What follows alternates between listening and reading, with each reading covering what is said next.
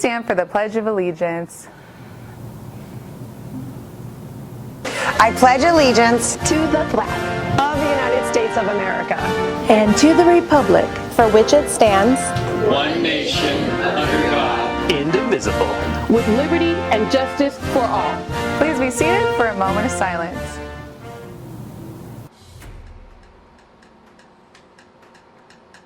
Today on HMG News, we will go over yearbook distribution, the HMG Film Fest, Cinco de Mayo, and more. Today is Thursday, May 8th, and you're watching HMG News.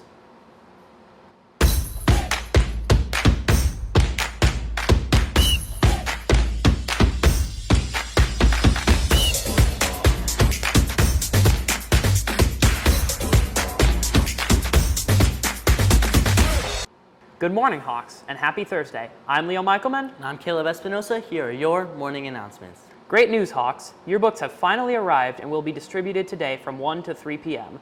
All students who have purchased a yearbook will receive a printed receipt of their order. You will use this receipt to pick up your yearbook, so don't lose it. You must also have your student ID with you. If you are unable to pick up your yearbook, you will be able to pick it up tomorrow, May 9th, in room 911 during both lunches only. After that date, you will need to make arrangements with Miss Keen Walsh via email to pick up your yearbook. There are a few yearbooks left to sell, and the cost is $100. They may be purchased from the banker during distribution on May 8th, not beforehand.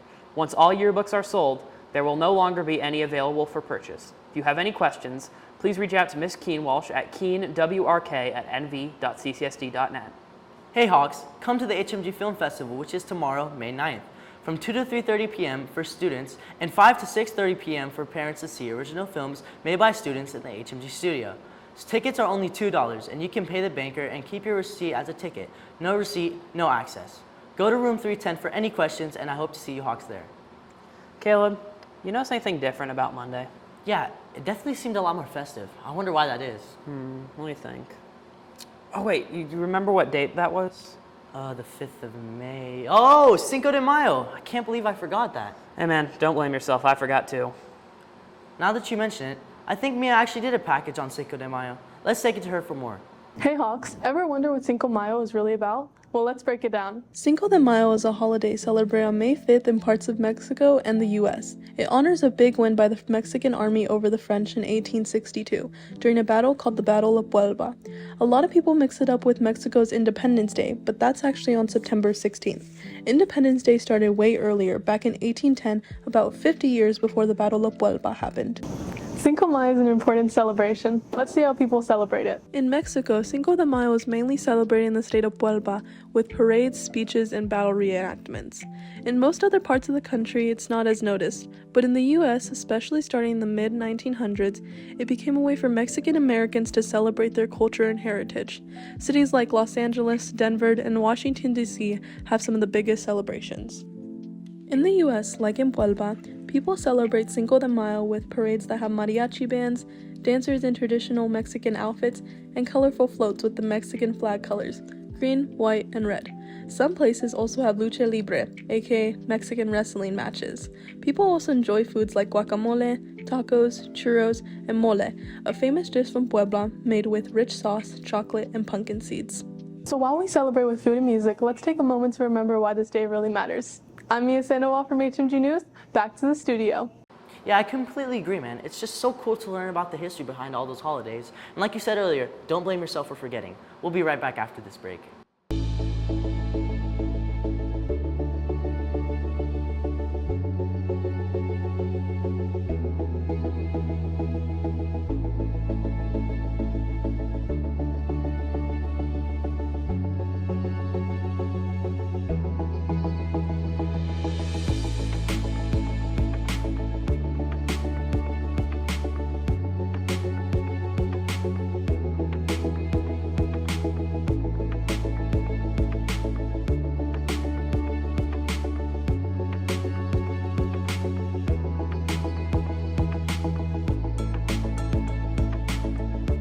Welcome back, Hawks.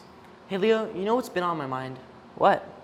Dude, how expensive college can be. I mean, I know I'm only a sophomore and it's a long time from now, but man, it's expensive. I know, but that's why we got scholarships. And, you know, it's actually kind of convenient that you brought this up, because because we were just about to head to Max for his segment on scholarships. Hey Hawks, today we're going to talk about the many scholarships available to you as a student here at Northwest. Most of you know about the CTE or College Ready Diploma, but there are actually many more scholarships that you can earn as a student. Now let's hear more about this from Miss Abeda.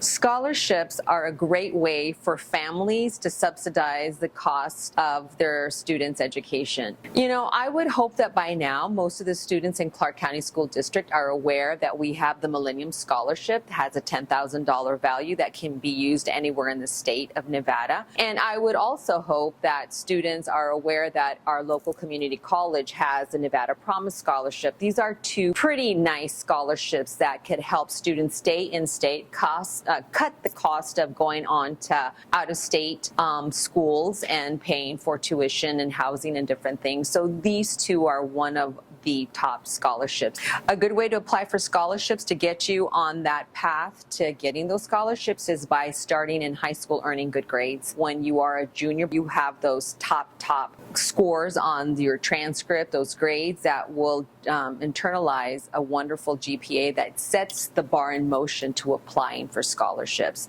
Universities will give students opportunities for their scholarships as they start evaluating the application for the student when they exit in their senior year, and they start seeing the kind of student that works hard, the dedicated student, so their transcript is definitely looked at as a first piece. But that's usually what starts everything in motion, and then from there you can apply for scholarships if you have any particular interests. Thanks for tuning in, Hawks. I'm Max Simon with HMG News. Now back to the studio. Thank you, Max. I'll make sure to lock in so I can get myself a scholarship. There you go, Caleb. Although this is definitely not time of the school year to start locking in, because, you know, almost the end. It seems a little delayed, but... I mean, trust me, I'm gonna lock in. Yep, I'm sure you will. And with that, thank you for watching this edition of HMG News. Make sure to follow us on Instagram at hawkmediagroup.news. And don't forget to follow us on Twitch as well, at HMG_Twitch. You can also catch up on previous episodes on our YouTube channel at HMG News. I'm Leo Michaelman. And I'm Caleb Espinosa. Have a great day, Hawks.